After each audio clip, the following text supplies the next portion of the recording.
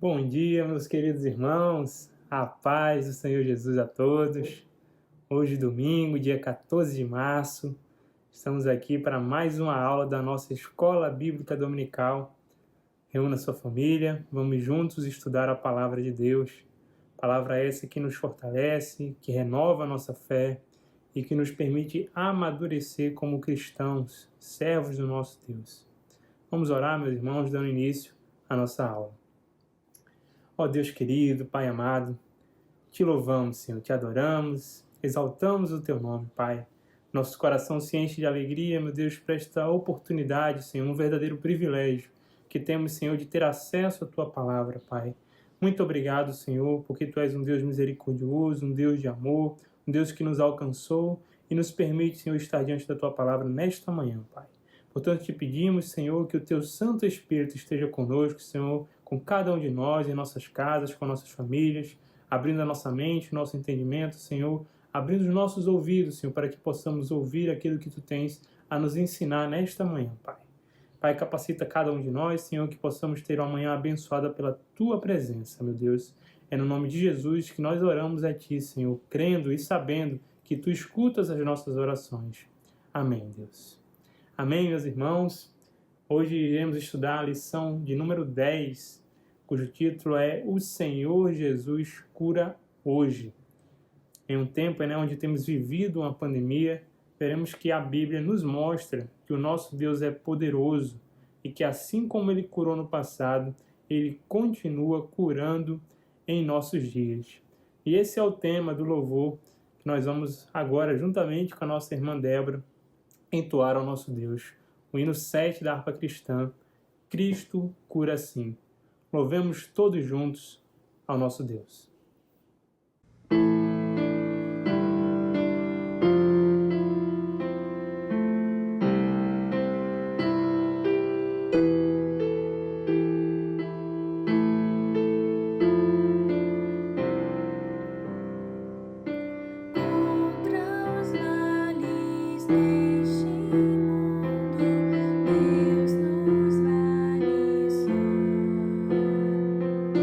Não há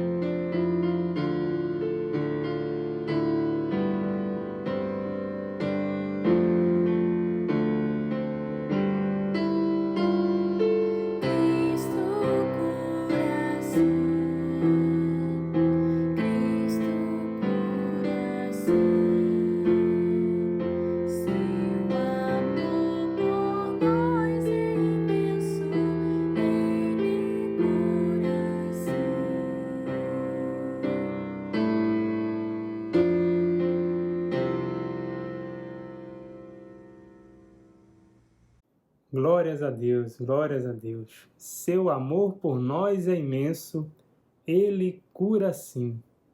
Nós não somos merecedores, mas pelo seu imenso amor a nós, Deus nos salva e cura nosso espírito, nossa alma e nosso corpo. Aleluia, meus irmãos. Glórias a Deus eternamente. Queridos, a leitura bíblica de hoje se encontra em duas passagens. Em Isaías, capítulo 53, os 6 primeiros versículos. Isaías 53, versos 1 a 6, e também em Mateus, apenas 2 versículos, Mateus 8, versículo 16 e 17.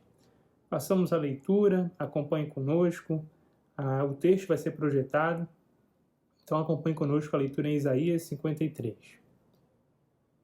Quem creu em nossa mensagem, a quem o Senhor revelou seu braço forte? Meu servo cresceu em sua presença, como tenro broto verde, como raiz em terra seca. Não havia nada de belo nem majestoso em sua aparência, nada que nos atraísse. Foi desprezado e rejeitado, homem de dores, que conhece o sofrimento mais profundo. Demos as costas para ele e desviamos o olhar. Ele foi desprezado e não nos importamos. Apesar disso, foram as nossas enfermidades que ele tomou sobre si, e foram as nossas doenças que pesaram sobre ele. Pensamos que seu sofrimento era castigo de Deus, castigo por sua culpa, mas ele foi ferido por causa de nossa rebeldia e esmagado por causa de nossos pecados. Sofreu o castigo para que fôssemos restaurados e recebeu açoites para que fôssemos curados. Todos nós nos desviamos como ovelhas, deixamos os caminhos de Deus para seguir os nossos caminhos, e, no entanto, o Senhor fez cair sobre ele os pecados de todos nós. Que passagem maravilhosa, meus irmãos. Leamos agora Mateus 8, 16 e 17. Ao entardecer, trouxeram a Jesus muita gente possuída por demônios. Ele expulsou esses espíritos impuros com uma simples ordem e curou todos os enfermos. Cumpriu-se desse modo o que foi dito pelo profeta Isaías. Levou sobre si nossas enfermidades e removeu nossas doenças. Amém, meus irmãos. Como é maravilhosa a palavra de Deus. Como é grandioso vermos o profeta Isaías recebendo de Deus profecias que se cumpririam séculos depois. Esse é o Deus a quem servimos, Senhor de tudo e de todos, um Deus poderoso que cumpriu sua promessa e enviou Jesus para estabelecer seu reino, nos trazer salvação, curando os enfermos e libertando os cativos. Assim como Jesus fez no passado, ele continua curando e libertando os enfermos e os oprimidos. Esse é o principal objetivo da nossa lição nesta manhã, é sabermos que Jesus continua curando nos nossos dias hoje. Ele demonstrou misericórdia e compaixão ao tomar sobre si as nossas enfermidades e as nossas dores. O caráter e a compaixão de Jesus permanecem imutáveis na atualidade, e Deus é fiel, poderoso para curar as nossas enfermidades. A mensagem sobre a cura divina é uma doutrina importante pregada pelos pentecostais. Ela decorre da percepção de que o Evangelho é pleno e por isso diz respeito tanto à alma quanto ao corpo. A cura divina é um dos muitos sinais que confirmam a mensagem do Evangelho. Assim como Jesus curou, ele continua a fazê-lo atualmente. Nosso Senhor sentia-se compelido a curar pessoas, sua compaixão era visível quando se relacionava com os doentes. Essa imagem também deve ser a de toda a igreja que vive na dimensão do Espírito Santo. A igreja precisa se compadecer dos enfermos e doentes e clamar ao Senhor.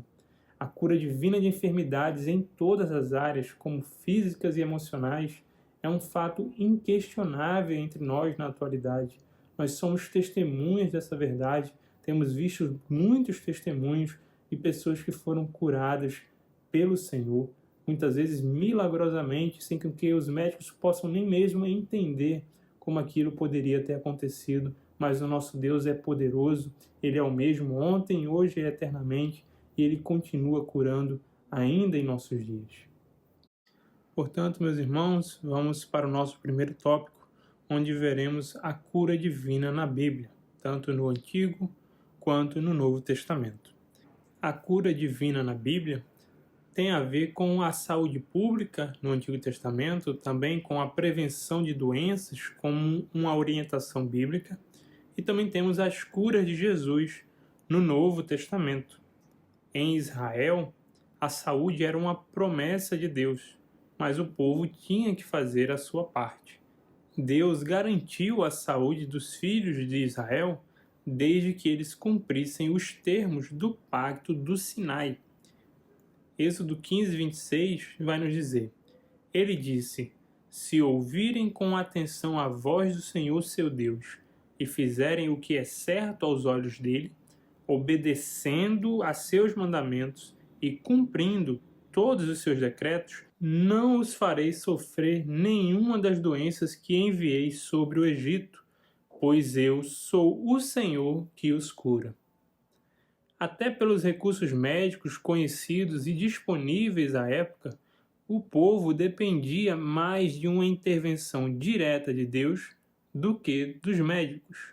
Diferentemente de seus vizinhos, como o Egito, a Síria e Babilônia, não há evidências em Israel de conhecimentos científicos no campo da matemática, da lógica, da medicina, da astronomia, entre outros ramos do saber. Portanto, não há registro de que havia uma medicina desenvolvida em Israel. Tudo indica que a presença de médicos em Israel no período do Antigo Testamento era bastante escassa. Os médicos são citados apenas 6 vezes em todo o Velho Testamento, em todo o Antigo Testamento. A vida dos israelitas, incluindo os cuidados com a saúde, era centrada em Deus. Deuteronômio 30, 20 nos diz: façam isso amando, obedecendo e apegando-se fielmente ao Senhor, pois Ele é a sua vida. Se vocês o amarem e lhe obedecerem, Ele lhes dará vida longa na terra que o Senhor jurou dar a seus antepassados, Abraão, Isaque e Jacó. Portanto, o povo de Israel vivia na total dependência da ação direta de Deus sobre eles. E a cura de enfermidades era essencialmente milagrosa, principalmente acerca das doenças graves. O remédio não estava nos médicos como nos povos vizinhos, mas em Deus. Em Jeremias, capítulo 17, verso 14, o profeta, clamando ao Senhor, escreve: ó Senhor, se me curares, serei verdadeiramente curado. Se me salvares, serei verdadeiramente salvo. Louvo somente a ti.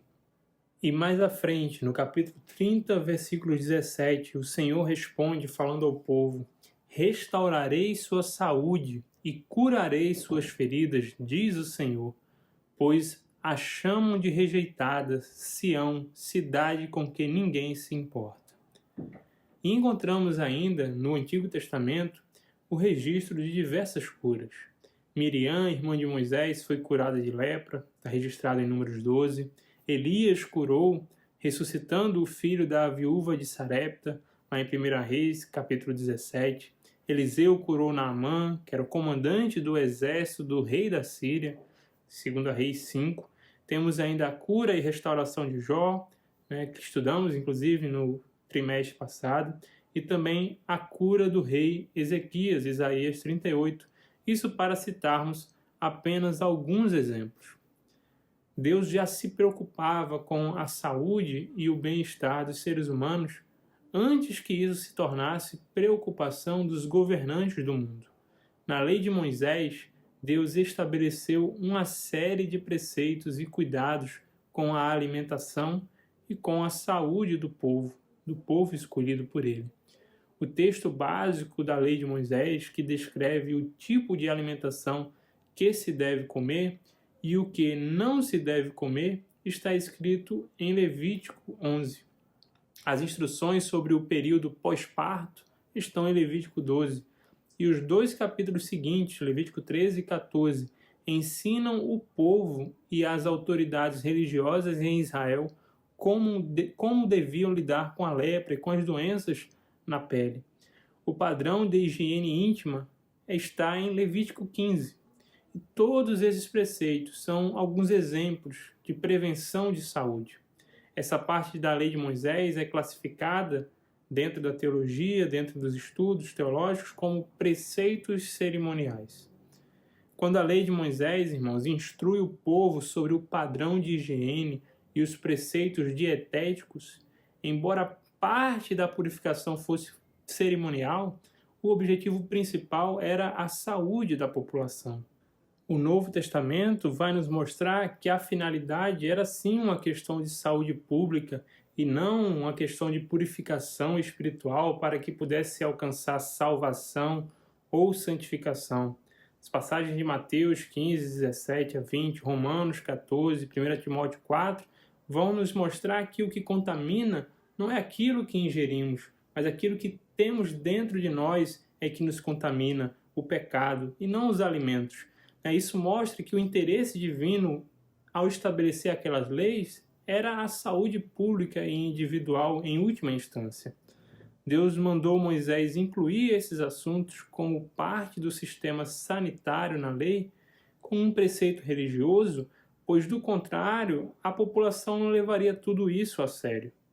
A pandemia que estamos vivendo, do Covid-19, está aí, nos mostrando essa realidade, essa triste realidade, onde muitos se negam a seguir as orientações dos médicos e das autoridades sanitárias.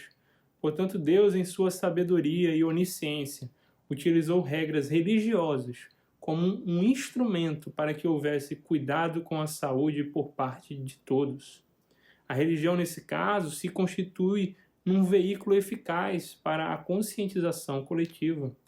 Todos nós precisamos ter em mente que a prevenção de saúde é dever individual de cada pessoa, muito embora ela acabe produzindo resultados não apenas para nós mesmos, mas para toda a comunidade, para toda a sociedade. A alimentação saudável e a higienização adequada são bons hábitos incentivados na Bíblia e que contribuem para a nossa saúde e para a saúde daqueles que nos cercam. A obediência ao Pacto de Sinai, a lei dada por Deus a Moisés, era uma garantia contra as enfermidades.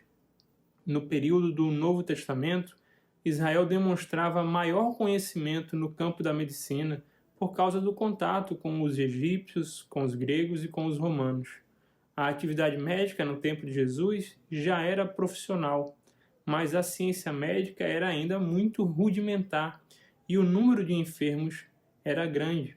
Não havia recursos na medicina para muitos tipos de doenças e, na maioria das vezes, a cura dependia somente do poder sobrenatural de Deus. Por isso, as curas efetuadas por Jesus logo chamaram a atenção do povo, conforme vemos em Mateus 4, versículos 23 a 25.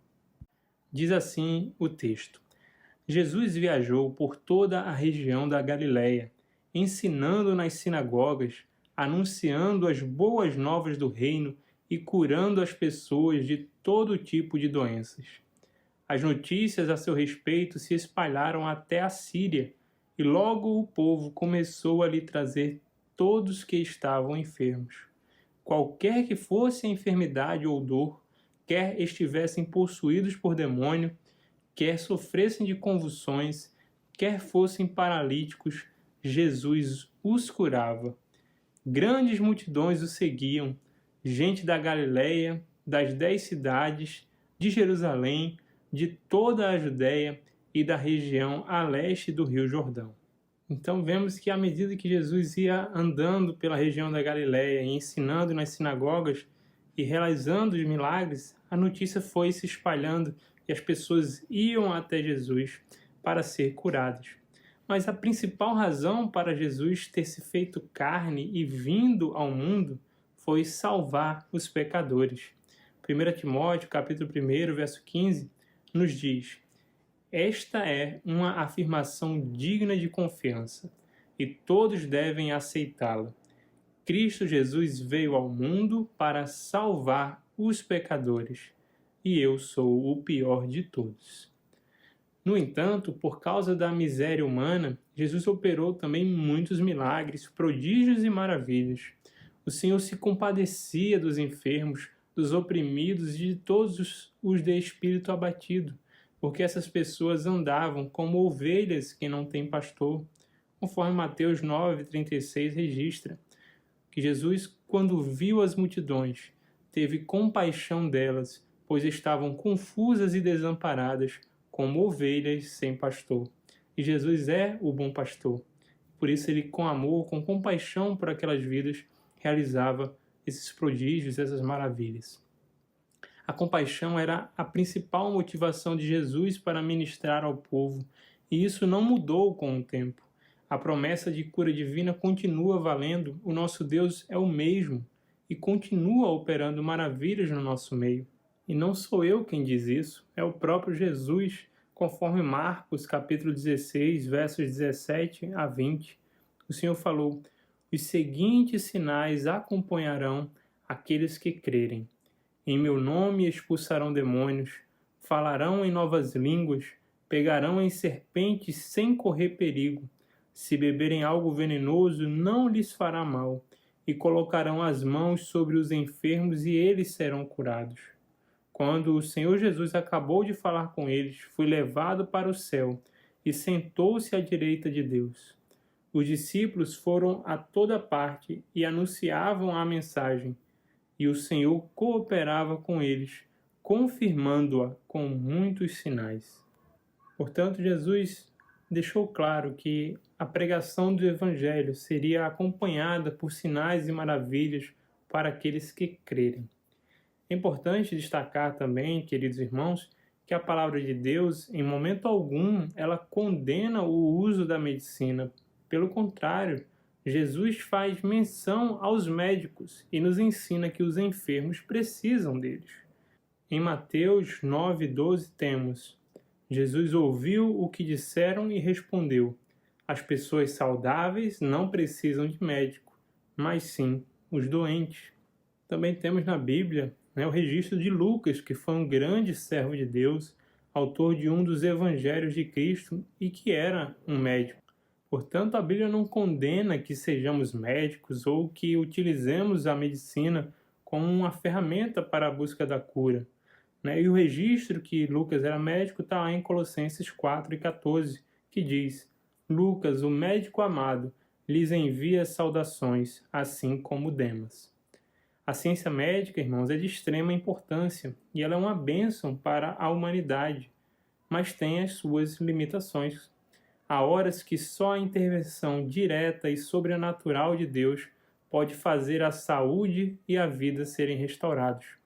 A cura de enfermidades é um milagre, direta ou indiretamente, uma vez que a ciência médica é intermediária nesse processo que vem evoluindo ao longo dos séculos, e os médicos, independentemente de sua confissão religiosa, consciente ou não conscientemente, estão nas mãos de Deus.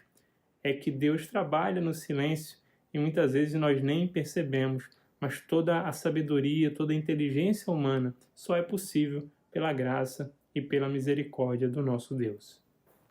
Seguindo na nossa lição, meus irmãos, vamos dar início agora ao tópico 2, com o título A Cura Divina como parte da salvação. A ideia de salvação na Bíblia é ampla. As diversas ações de Deus no Antigo Testamento em favor do seu povo, como o livramento da escravidão, da fome, da espada e das enfermidades, são chamados, tratados como salvação. No contexto específico da salvação da humanidade, a nossa confissão de fé das Assembleias de Deus define a salvação como o livramento do poder da maldição do pecado e a restituição do homem à plena comunhão com Deus, a todos os que confessam a Jesus Cristo como seu único Salvador pessoal, precedidos do perdão divino. Essa definição encontra fundamento no texto bíblico. Vejamos 2 Coríntios, capítulo 5, verso 19. O apóstolo Paulo escrevendo nos diz: pois em Cristo Deus estava reconciliando consigo o mundo, não levando mais em conta os pecados das pessoas. E ele nos deu essa mensagem maravilhosa de reconciliação. E Hebreus 2, versos 14 e 15. Visto, portanto, que os filhos são seres humanos, feitos de carne e sangue, o Filho também se tornou carne e sangue, pois somente assim ele poderia morrer, e somente ao morrer destruiria o diabo, que tinha o poder da morte. Só dessa maneira ele libertaria aqueles que durante toda a vida estiveram escravizados pelo medo da morte. Portanto, o sacrifício de Jesus, ele nos reconcilia com Deus, ele nos liberta, nos torna livres da vida de pecado. E essa salvação, ela é proposta por Deus para todas as pessoas, conforme Tito 2,11. E as condições para isso são a fé em Jesus e o arrependimento dos pecados. Leamos essas passagens, meus irmãos. 1 Tito 2,11. Pois a graça de Deus foi revelada e a todos traz salvação. O desejo de Deus é que todos pudessem aceitá-lo, crer no Senhor Jesus Cristo e assim alcançar a salvação. Efésios 2,8. Vocês são salvos pela graça, por meio da fé. Isso não vem de vocês, é uma dádiva de Deus. Que o apóstolo Paulo deixa claro que nós não somos dignos, não somos merecedores da salvação. É uma graça que Deus nos deu, um amor que Ele tem por nós. E para isso, nós alcançamos a salvação por meio da fé. Atos 3, versos 15 a 19, nos diz o seguinte: mataram o autor da vida, mas Deus o ressuscitou dos mortos, e nós somos testemunhas desse fato. Pela fé no nome de Jesus, este homem que vocês veem e conhecem foi curado. A fé no nome de Jesus o curou diante de seus olhos. Irmãos, sei que vocês e seus líderes agiram por ignorância, mas Deus assim cumpriu o que todos os profetas haviam predito acerca do Cristo, que era necessário ele sofrer essas coisas.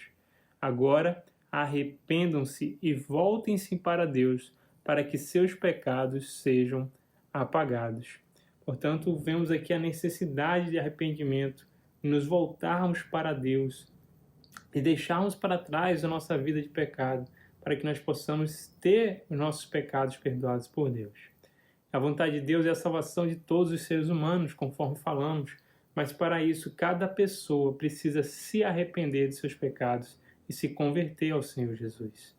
Os evangelhos, meus irmãos, tornam realidade as expectativas messiânicas do Antigo Testamento.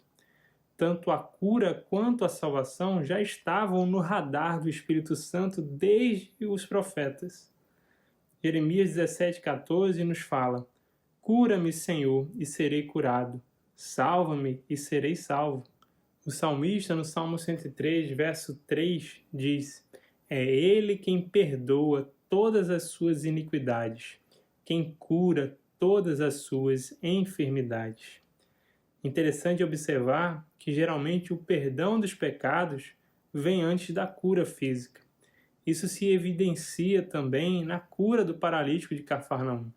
Jesus primeiro perdoou seus pecados e só depois é que realizou a cura física do homem. Mateus 9, 2 a 7 temos o registro dessa passagem. Diz assim: algumas pessoas lhe trouxeram um paralítico deitado numa maca. Ao ver a fé que eles tinham, Jesus disse ao paralítico: anime-se, filho, seus pecados estão perdoados. Alguns mestres da lei disseram a si mesmos: isso é blasfêmia. Jesus, percebendo o que pensavam, perguntou: por que vocês reagem com tanta maldade em seu coração? O que é mais fácil dizer: seus pecados estão perdoados, ou levante-se e ande? Mas eu lhes mostrarei que o Filho do Homem tem autoridade na terra para perdoar pecados. Então disse ao paralítico: levante-se, pegue sua maca e vá para casa. O homem se levantou e foi para casa. Glórias a Deus, irmãos. O discurso profético de Isaías 53, que lemos no início da nossa aula, na leitura bíblica, anuncia a obra redentora de Jesus no Calvário. Encontramos no Novo Testamento alguns detalhes dessa palavra profética que mostram com clareza que a salvação e a cura divina caminham juntas. A passagem de Isaías 53:4, onde o profeta fala: apesar disso, foram as nossas enfermidades que ele tomou sobre si, e foram as nossas doenças que pesaram sobre ele. Pensamos que seu sofrimento era castigo de Deus, castigo por sua culpa. Essa passagem é aplicada à cura física por ocasião do ministério de cura de Jesus, conforme Mateus 8,17, onde, após Jesus ter curado muitas pessoas, registra-se o cumprimento da profecia de Isaías. Diz assim Mateus 8,17: cumpriu-se desse modo o que foi dito pelo profeta Isaías. Levou sobre si nossas enfermidades e removeu nossas doenças. Essa cura, contudo, não é apenas física, irmãos, mas também espiritual, ou seja, diz respeito também à salvação. A continuação da mensagem de Isaías, no versículo seguinte, versículo 5, é citada pelo apóstolo Pedro, ao explicar de maneira categórica essa cura como salvação, lá em 1 Pedro 2:24. Leamos Isaías 53:5 para relembrarmos. Mas ele foi ferido por causa da nossa rebeldia e esmagado por causa de nossos pecados. Sofreu o castigo para que fôssemos restaurados e recebeu açoite para que fôssemos curados. E aí o apóstolo Pedro vai nos dizer: ele mesmo carregou nossos pecados em seu corpo na cruz, a fim de que morrêssemos para o pecado e vivêssemos para a justiça. Por suas feridas somos curados. Portanto, Pedro aqui falando da salvação das feridas, mas não físicas, mas sim espirituais. As feridas causadas pelo pecado, que nós deixamos para trás, morremos para o pecado e passamos a viver para Cristo, salvos pelo Senhor Jesus Cristo. Assim, a cura de enfermidades, irmãos, é um dos benefícios da obra redentora de Jesus no Calvário. Dos 36 milagres específicos de Jesus registrados nos evangelhos, 27 deles envolvem cura e libertação, ou seja, salvação. E nós colocamos nesse slide, com o auxílio do livro do pastor Ezequias, cada uma dessas curas onde há libertação. Os irmãos podem dar uma pausa, tirar um print, tirar uma foto ou anotar, para aqueles que preferem, para depois ler cada um desses milagres e certamente sua vida vai ser abençoada, sua fé vai ser fortalecida e você vai caminhar olhando para Jesus com a fé renovada. A declaração de fé das Assembleias de Deus, irmãos, define a cura divina como um ato da soberania, graça e misericórdia divina, que através do poder do Espírito Santo restaura física e ou emocionalmente aqueles que demonstram fé em Jesus Cristo. A cura foi uma constante, meus irmãos, no ministério de Jesus. Conforme Lucas 4, 18 e 19, temos: o Espírito do Senhor está sobre mim, pois ele me ungiu para trazer as boas novas aos pobres. Ele me enviou para anunciar que os cativos serão soltos, os cegos verão, os oprimidos serão libertos, e que é chegado o tempo do favor do Senhor. E em Atos 10:38 temos: sabem também que Deus ungiu Jesus de Nazaré com o Espírito Santo e com poder.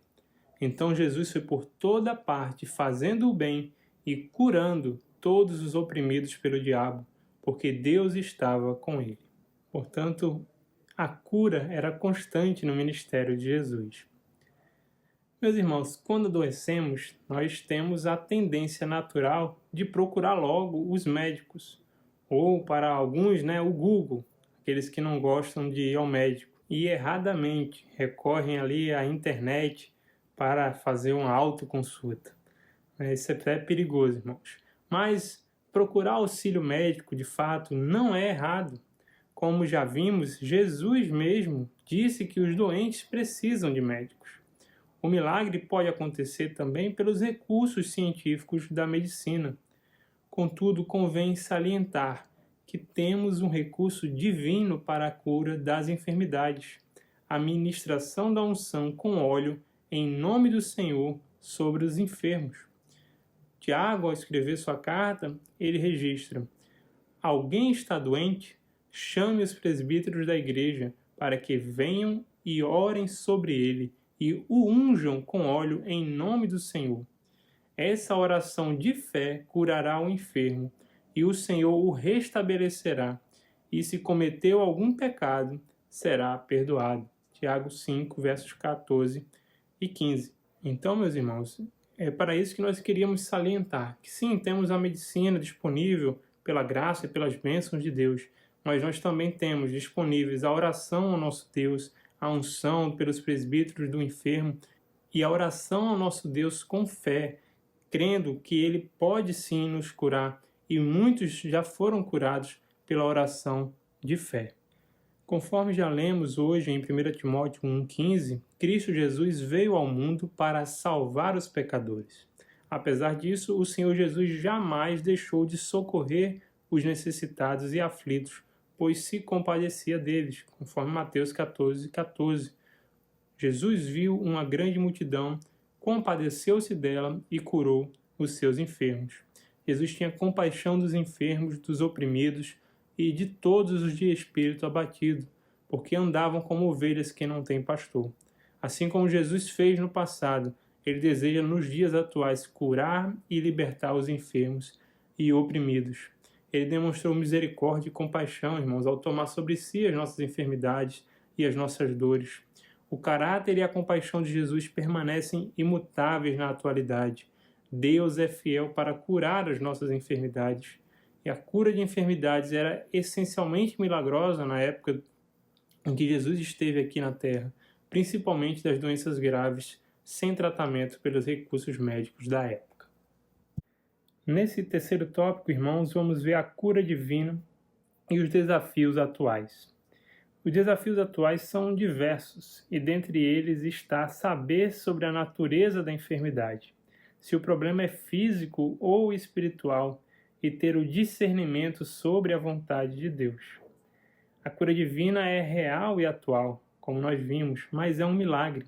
Isso significa que ela acontece quando Deus quer. Não se trata de um resultado de um programa ou um projeto.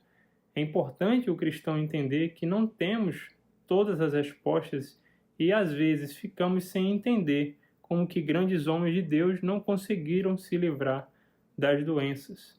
Está no campo da soberania de Deus isso. As enfermidades são uma das causas de maior sofrimento ao ser humano. Elas são consequências direta ou indireta do pecado, pois se não existisse pecado, não existiriam enfermidades. Mas isso não significa que todos os enfermos estejam em pecado. Há enfermidades que são consequências sim diretas do pecado, conforme João 5,14. No entanto, não se pode generalizar, visto que cada caso tem suas peculiaridades. Em João 5,14 temos: mais tarde Jesus o encontrou no templo e lhe disse: agora você está curado, deixe de pecar, para que nada pior lhe aconteça. Então vemos que nesse caso, o motivo da doença deste homem era sim o seu pecado. No entanto, grandes homens de Deus sofreram com doenças. Esse é um desafio às vezes fora da compreensão humana. O apóstolo Paulo, um dos principais servos do nosso Deus, tinha um espinho na carne, conforme 2 Coríntios 12, do 7 a 10. E embora não se saiba ao certo a natureza desse problema, muito provavelmente ele estava relacionado a uma enfermidade. Em Gálatas 4, 13 e 14, o apóstolo Paulo fala: e certamente se lembram de que eu, Paulo no caso, estava doente quando lhes anunciei as boas novas pela primeira vez. Embora minha saúde precária fosse uma tentação para me rejeitarem, vocês não me desprezaram nem me mandaram embora. Ao contrário, acolheram-me e cuidaram de mim, como se eu fosse um anjo de Deus ou mesmo o próprio Cristo Jesus. Em 1 Timóteo 5,23, vemos que Timóteo também sofria de uma doença no seu estômago. Não beba apenas água, uma vez que você fica doente com frequência. Tome um pouco de vinho por causa de seu estômago. E em 2 Timóteo, capítulo 4, verso 20, temos o registro de Paulo deixando Trófimo doente em Mileto. Trófimo, um dos auxiliares de Paulo. Diz assim: Erasto ficou em Corinto e deixei Trófimo doente em Mileto. Hoje isso não é diferente, irmãos. Quantos servos e servas de Deus perderam a vida para a Covid-19? A verdade é que não devemos colocar um ponto de interrogação onde Deus colocou um ponto final. Talvez um dia venhamos a compreender esses mistérios da vida, talvez nunca o compreendamos enquanto vivemos neste mundo, mas são coisas que pertencem a Deus. Deuteronômio 29:29a diz: O Senhor nosso Deus tem segredos que ninguém conhece. Portanto, meus irmãos, nosso Deus é soberano e Ele sabe o que faz. Não vamos ficar colocando questionamento naquilo onde o nosso Deus já colocou um ponto final. Nosso Deus pode usar a doença como castigo por um pecado específico, mas também pode estar nos ensinando alguma coisa, assim como a Paulo com o espinho na carne e a Jó. E nesse caso precisamos buscar entendimento da parte do Senhor. Além disso, existe a questão do momento certo. Muitos não recebem imediatamente a cura. E nesses casos devemos lembrar sempre das palavras do Senhor quando Ele nos admoesta que devemos orar sempre e não desanimar, conforme Lucas 18:1. Deus tem seu momento certo. Por fim, irmãos, também precisamos orar com fé. A falta de fé também pode impedir o recebimento da cura. O autor da Epístola aos Hebreus, em vários trechos, nos admoesta a conservar firme a fé em Deus. Um outro ponto relevante da nossa lição é não confundirmos doença com possessão maligna. Jesus conferiu à sua igreja o poder de curar enfermos e libertar oprimidos do diabo, conforme Mateus 10:8. Curem os doentes, ressuscitem os mortos, purifiquem os leprosos e expulsem os demônios. Deem de graça, pois também de graça vocês receberam. Em Marcos 16, a partir do verso 15 ao 20, Jesus nos fala: Vão ao mundo inteiro e anunciem as boas novas a todos. Quem crer e for batizado será salvo, mas quem se recusar a crer será condenado. Os seguintes sinais acompanharão aqueles que crerem. Em meu nome expulsarão demônios, falarão em novas línguas, pegarão em serpentes sem correr perigo. Se beberem algo venenoso, não lhes fará mal, e colocarão as mãos sobre os enfermos e eles serão curados. Quando o Senhor Jesus acabou de falar com eles, foi levado para o céu e sentou-se à direita de Deus. Os discípulos foram a toda parte e anunciavam a mensagem, e o Senhor cooperava com eles, confirmando-a com muitos sinais. Lemos novamente essa passagem para relembrarmos que é nosso dever usar essa autoridade do nome de Jesus para diminuir o sofrimento humano. Jesus é onipotente, Ele tem saúde para dar a todos os enfermos. Embora nem sempre compreendemos o plano de Deus para determinada pessoa, devemos, portanto, observar duas coisas básicas. Primeiro, se a enfermidade é opressão maligna ou uma questão médica, para não expulsar demônio onde não há demônio. Isso machuca as pessoas e, infelizmente, não é tão incomum encontrarmos situações no nosso meio pentecostal onde está se expulsando demônio, onde não há demônio, há sim uma doença física. Segundo, precisamos entender que Jesus é Senhor e não servo. Ele cura como quer, onde quer e quando quer, de acordo com a sua vontade. Mateus 6:10, nós oramos, a oração do Pai Nosso: venha o teu reino, seja feita a tua vontade, assim na terra como no céu. Então precisamos viver isso em nossa vida, sabendo que a vontade do Senhor é que reina e que governa a nossa vida.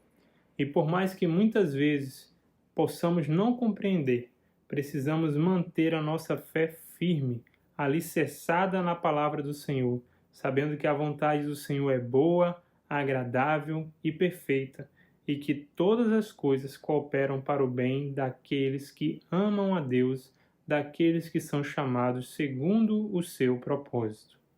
Portanto, irmãos, concluindo a nossa aula de hoje, gostaria de lembrá-los que a cura de enfermidades é um dos benefícios da obra redentora do Calvário.